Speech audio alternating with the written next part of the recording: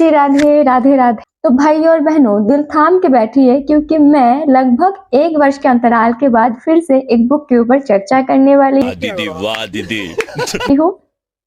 तो बुक है the rain maker, जिसमें हमारे स्वामी जी का ही लीलाएं है। तो मैं रिव्यू शब्द का उपयोग नहीं करूंगी क्योंकि मुझे पता है कि मैं रिव्यू करने के लायक नहीं हूँ। तो हम चर्चा ही करेंगे कि बुक में क्या क्या है, किसको पढ़ना चाहिए, किसको मैं रिकमेंड नहीं करूंगी। और इस बुक को लेकर मेरे कुछ विशेष अनुभव रही है, वो भी मैं आप सभी के साथ शेयर करूंगी। आशा करती हूँ जो स्वामी जी को चाहने वाले हैं उनको ये अच्छा लगेगा। तो चर्चा शुरू करने से पहले कि किसको पढ़ना चाहिए किसको नहीं, मैं एक छोटा सा कहानी आप सभी से शेयर करूंगी। अगर आप चाहें तो इस पार्ट को स्किप भी कर सकते हैं। तो देखिए, ये बुक बहुत पहले से मेरे पास है, लेकिन वो एक बच्चा होता है ना, एक बच्चा नहीं, कुछ बच्चे ऐसे होता है कि उसके सामने बहुत सारे भोजन है, लेकिन वो जो भोजन उसको प्रिय है वो बचा कर रखता है कि ये वो बाद में खाएगा, एकदम लास्ट में खाएगा। ठीक है, तो मैं भी उस टाइप का बच्चा हूँ। बहुत सारे बुक्स मेरे पास है क्योंकि हमारे स्वामी जी को बुक्स पढ़ना बहुत पसंद है। तो मैंने भी भावनाओं में बहकर बहुत सारे बुक्स तो ऑर्डर कर दिया है। स्वामी जी के अलावा बहुत सारे ऑथर है, उनका भी मैंने बुक्स ऑर्डर किया है। और क्योंकि स्वामी जी कहते हैं कि फ्री में बुक पढ़ना नहीं चाहिए, तो इसीलिए मैंने अपना पैसा खर्च करके बुक ऑर्डर तो कर लिया है। लेकिन मैं सत्य कहूंगी, जो बुक स्वामी जी ने नहीं लिखा है, ठीक है, मैं कोई बुक उठाती हूँ ना तो मैं 2-4 पेज ही पढ़ पाती हूँ, फिर जाके मैं स्वामी जी का जो राइटिंग्स है वो मैं मिस करने लगती हूँ। मुझे फिर स्वामी जी का बुक पढ़ने का क्रेविंग शुरू हो जाता है और मैं अपने आप को बहुत रोक रोक के उस बुक को पढ़ने का कोशिश तो करती हूँ, लेकिन मैं लास्ट में गिव अप कर देती हूँ और मैं स्वामी जी का बुक या फिर स्वामी जी से रिलेटेड कोई बुक जिसमें स्वामी जी का लीलाया वर्णन है, उस बुक को उठा लेती हूँ। अब देखिए, इसमें आप मुझे जज मत करने लग जाइएगा।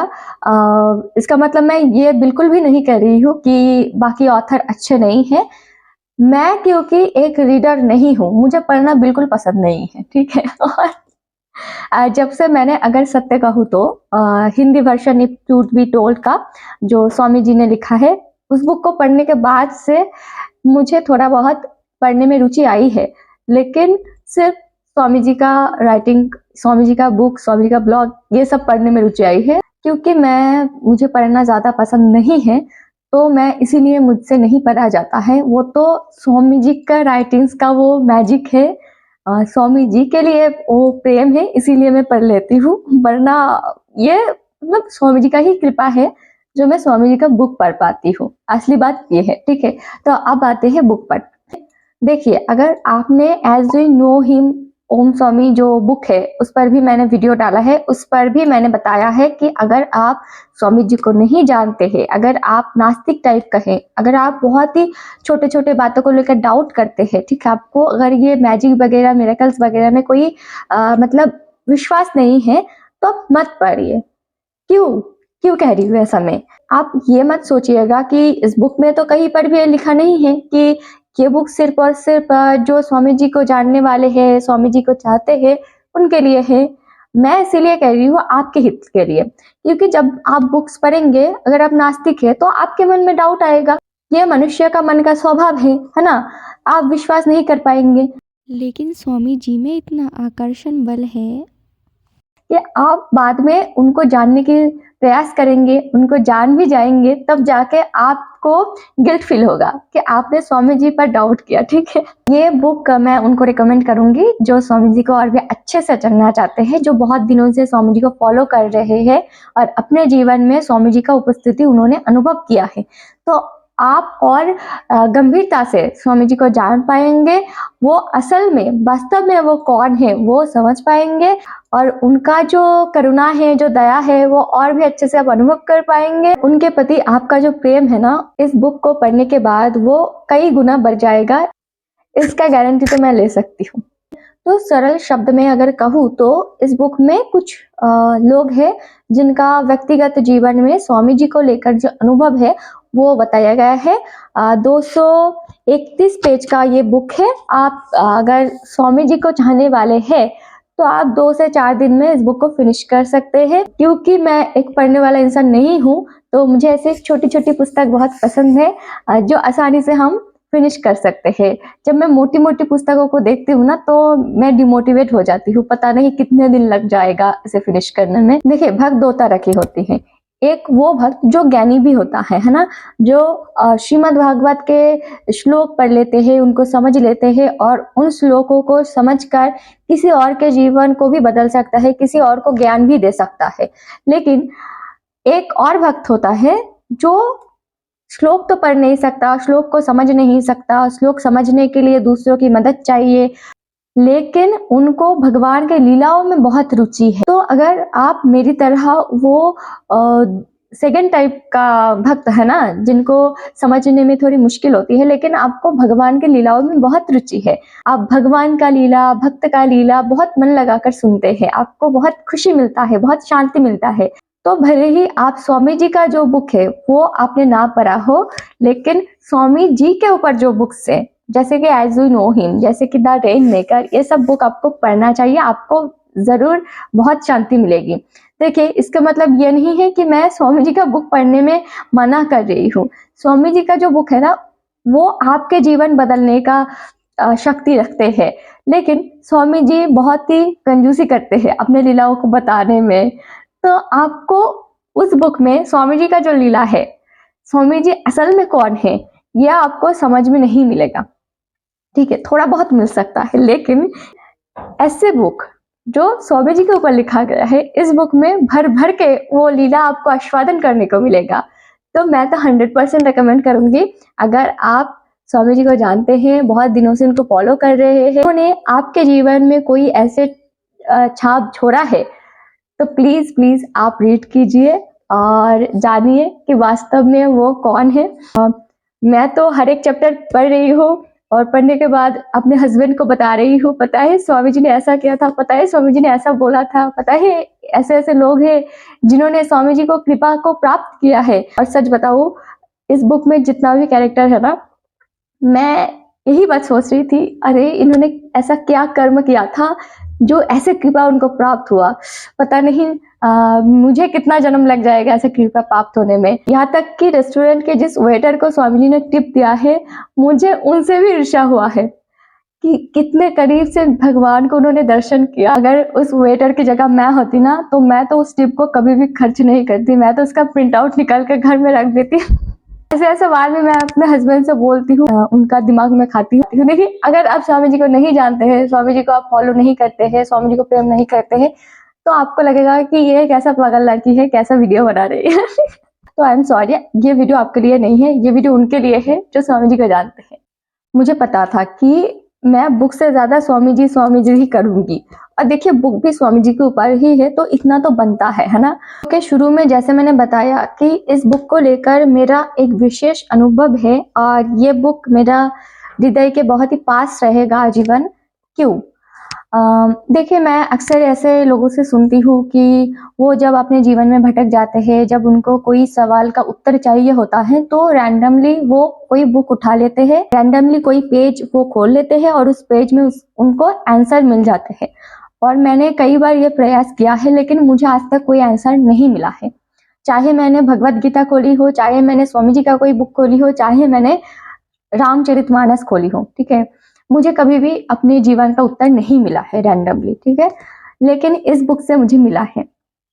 तो वो क्या है? तो जो मुझे जानते हैं उनको पता है कि हमारे घर जो बिल्लियां रहती थी, उनमें से एक जो सबसे हेल्दी वाली बिल्ली थी, वो साल के एकदम शुरू के दिन ही 1 जनवरी को ही वो चल बसी। सुबह एकदम एक ही दिन हुआ था, हम बस मतलब हमारे हृदय से वो जा ही नहीं रहा था उसकी स्मृति। और 3 जनवरी को हमारे घर एक और बिल्ला था, वो लड़का था, ठीक है, वो भी चल बसी। तो मैं बहुत परेशान थी और मैं, जैसे मनुष्य स्वभाव होता है, मैं स्वामी जी के पास जाकर बस मतलब अपने आप से ही बात कर रही थी स्वामी जी को फोटो को देखकर कि हो सकता है कि यही प्रकृति का नियम हो, क्योंकि उनके लिए भी मैंने स्वामी जी से बहुत प्रार्थना किया था कि स्वामी जी इनको स्वस्थ कर दो। तो क्योंकि वो चल बसी अब, तो मैं स्वामी जी से ऐसे कह रही थी कि हो सकता है कि यही प्रकृति का नियम हो और आप प्रकृति के नियम के साथ छेड़खानी नहीं कर सकते। आप चाहते हैं कि उनको एक अलग अच्छे जीवन मिले, पशु योनि से उनको मुक्ति मिले, शायद इसीलिए आपने किया होगा। और मेरे मन में ये भी सवाल आया था कि क्या स्वामी जी आप मुझे अब नहीं सुन रहे हैं? क्योंकि मैंने जब भी स्वामी जी को बुलाया है, मैंने अनुभव किया है कि स्वामी जी सुनते हैं और सुनने में वो ज़्यादा देर नहीं लगाते हैं। तो इस बार मैं इतने दिन से स्वामी जी से प्रे कर रही थी कि ये अच्छा रहे, ये स्वस्थ रहे, तो स्वामी जी ने नहीं सुना। तो मैं स्वामी जी से ऐसे सवाल कर रही थी, क्या क्या हुआ? मैंने ऐसा क्या अपराध किया जो आप मुझे अभी नहीं सुन रहे हैं? और कहते हैं ना कि भजन को गुप्त रखना चाहिए, साधना को छुपा के रखना चाहिए। तो मेरे लिए वो बात कि स्वामी जी मुझे सुनते हैं, ये मेरे लिए एक साधना ही था। मैं तो ये किसी से नहीं शेयर करती थी, पर मैं अपने हस्बैंड से कुछ-कुछ बातें शेयर कर देती थी एक्साइटमेंट में आकर। तो मैं ऐसे स्वामी जी से पूछ रही थी कि क्या इस वजह से कि मैं उनको बता देती हूँ कि आप मुझे सुनते हैं, मैंने ऐसा अनुभव किया, तो क्या इस वजह से आप नहीं सुन रहे हैं? क्या मेरा साधना जो है वो मैंने बताकर भूल किया है और इसीलिए वो क्षीण हो गया है? तो मैं बस भूल गई इसके बाद, ठीक है? मैंने उनसे कोई ऐसा साइन नहीं माँगा कि अगर आप मुझे सुनते हैं तो मुझे ऐसे साइन दीजिए। बस मैंने ऐसे बताया और मैं दोपहर को 3 जनवरी के दिन, जिस दिन सुबह वो बिल्ला चल बसी, 3 जनवरी के दिन मैं ऐसे इस बुक को पढ़ रही थी और इस बुक में 53 पेज में ऐसा कुछ है, जिसने मुझे एहसास दिलाया कि हाँ, स्वामी जी हैं। तो वो लाइन मैं आपको पढ़ के सुनाऊँगी। मुझे पेज नंबर भी याद है, क्योंकि घाव भी नया-नया है ना, तो मैंने पेज नंबर भी याद करके रखी है। तो लिखा है कि it's time for her to go, say Om Swami and blow into her ears. तो इस लाइन में ऐसा क्या है जिससे मुझे लगा कि हाँ, स्वामी जी मेरे साथ है, वो मुझे सुन रहे हैं। तो 2 जनवरी के दिन दोपहर में जो बिल्ला चल बसी थी 3 जनवरी के दिन, 2 जनवरी के दिन मैंने उसके कान में उसको ऐसे मैं हाथों से स्नेह कर रही थी और उसके कान में जाकर स्वामी जी का नाम कही थी, ओम स्वामी, ओम स्वामी, ओम स्वामी, ताकि वो स्वस्थ हो जाए। मुझे नहीं पता था कि कल मैं उसको देख नहीं पाऊँगी फिर से। तो अ, जब मैंने इस बुक को पढ़ा, तो उन्होंने ही किसी से कहा है कि उनका नाम उनके कानों में कहने को उनके पास और समय नहीं है। तो मुझे पहले पता नहीं था। देखिए मैं यहाँ पर डेट भी लिखा है 3 जनवरी, पता नहीं दिख भी रहा है या नहीं, मैं फ़ोटो अटैच कर दूँगी। मैं ऐसे 3 जनवरी लिखा भी है कि मुझे इतना तो पता है, इतना स्वामी जी पर विश्वास है कि वो सब सुनते हैं, सारे जीवों से उनको बहुत प्रेम है। मैं ऐसा भी कहती थी स्वामी जी से कि स्वामी जी, इनको आप मुझसे ज़्यादा प्रेम करते हैं, मुझे पता है, तो इनको स्वस्थ कर दीजिए। इस विश्वास के साथ ही शायद मैंने उसके कान में बोला था कि स्वामी जी सुन रहे हैं और इनको थोड़ा आराम दे सकते हैं स्वामी जी। और इन दिनों मैं इतना डिस्टर्ब थी, बार-बार सिर्फ़ आँखों के सामने वो 2 बिल्ली जो चल बसी, उनका ही याद आ रही थी। मैं मतलब फ़ोन भी चला रही हूँ, फ़ोन में भी उनका इतना फ़ोटोज़, इतना वीडियोज़ है, बार-बार सिर्फ़ उनका ही याद आ रही थी। मैं अपने आप को कितना भी समझा लेती थी कि चलो उनको अगला जोनी अच्छा मिलेगा, लेकिन बार-बार बस उनका ही याद आ रही थी, क्योंकि जो बिल्ली 1 जनवरी को चल बसी थी, उनका जब 10 या 15 दिन ऐसा आयु था, तो उनका माँ भी चल बसी थी। तो मैंने और मेरे घरवालों ने उनको एकदम हाथों से खिलाया है, एकदम मतलब कोई अलग नहीं माना है उनको हमने, ठीक है? तो इतना अटैचमेंट हो गया था ना, तो मतलब बार-बार उन्हीं के विषय में याद आ रही थी। तो 99 पेज में ये वाला पेज नंबर भी मुझे याद है। इस पर भी कुछ ऐसा लिखा है जो ऐसे लग रहा था कि स्वामी जी जैसे मेरे पास बैठ कर वो मुझसे कह रहे हैं, we all have to go through a certain amount of pain in life. I always feel your pain and I will never let you be alone. तो अब आप बताइए कि इसके बाद भी मैं कैसे ये यकीन करूँ कि स्वामी जी नहीं सुनते हैं, ठीक है? तो जब आप इस बुक को पढ़ेंगे तो आपको इतना मिक्स्ड फीलिंग आपको होगा, मतलब कहीं आप हँस रहे हैं, कहीं आप रो रहे हैं, कहीं पर आप ये बोल रहे हैं कि ये लोग कितना लकी है, मैं क्यों इतना लकी नहीं हूँ? मुझे कब स्वामी जी का दर्शन मिलेगा? मुझे कब भगवान का इतना कृपा होगा कि इनके जैसा मैं भी उनका उपस्थिति, उनका दर्शन, उनका कृपा का अनुभव कर सकूं। तो मैं अपना फेवरेट पार्ट इस बुक में बताती हूँ। एक जगह ऐसा है, मैं कल अपना हस्बैंड को भी बता रही थी ऐसे ही एक्साइटमेंट के साथ। एक व्यक्ति स्वामी जी के पास जाते हैं और रूडली स्वामी जी को पूछते हैं आपका नाम क्या है, और स्वामी जी जवाब देते हैं मेरा नाम कुछ भी हो सकता है पर आपका नाम पृथ्वी सिंह है। तो इस टाइम पर ना वो एक मीम आते हैं ना, मैं अटैच कर दूंगी, वो वाला फीलिंग मुझे आ रहा था। और सिनेमा में ऐसा होता है ना कि हीरो आते हैं और एकदम स्ले करके चले जाते हैं और हॉल में जितने लोग बैठे हैं वो कहीं क्लैप कर रहे हैं, कहीं सीटी मार रहे हैं, तो मुझे भी वैसा ही फीलिंग आ रहे थे। देखिए इस बुक में जितना भी कैरेक्टर है वो तो लकी है ही, लेकिन हम जो इस बुक को पढ़ रहे हैं हम भी कोई कम लकी नहीं है। भगवान को जान पाना ही अपने आप में बहुत बड़ी भाग्य की बात है। और जब आप जान गए हैं कि यही भगवान है, यही नारायण है, आपको पता है कि वो आपके साथ है, तो इससे ज्यादा कृपा और क्या ही होगा मुझ जैसे पापी के लिए। तो इस बुक को पढ़ के मुझे पता चला कि मैं भी कोई कम लकी नहीं हूँ। और देखिए हम घर बैठे भगवान का लीला का आस्वादन कर रहे हैं, तो इसके लिए जितने भी लोगों ने इस बुक के लिए कंट्रीब्यूट किया है, मतलब जितने भी कैरेक्टर्स हैं उन्होंने अपना अनुभव को शेयर किया है, और साध्वी जी के साथ जितने भी लोग जुड़े हुए हैं इस बुक को लिखने में, पब्लिश करने में, उन सभी के लिए मेरे मन में एक बहुत ही कृतज्ञता है। मैं आजीवन का उनका कृतज्ञ रहूंगी कि हम घर बैठे स्वामी जी का, हमारे भगवान का लीला को आस्वादन कर रहे हैं। तो मैं उन सभी को धन्यवाद कहते हुए आज का वीडियो यहीं पर एंड करती हूँ।